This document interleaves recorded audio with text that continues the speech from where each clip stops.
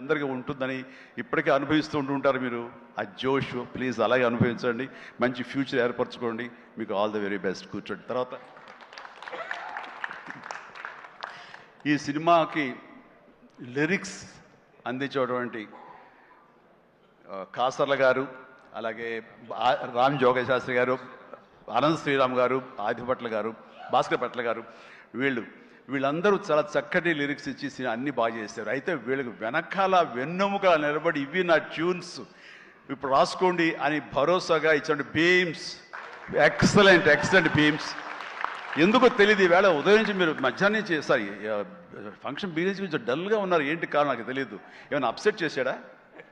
Next picture తీసేద్దాం చెప్పండి. మిమ్మల్ని మీరు ఎంత అంటే అంత ఎక్సలెంట్ భీమ్స్. అండ్ సినిమా ఆద్యంతం ఇది చాలా బాగా ఇచ్చావు.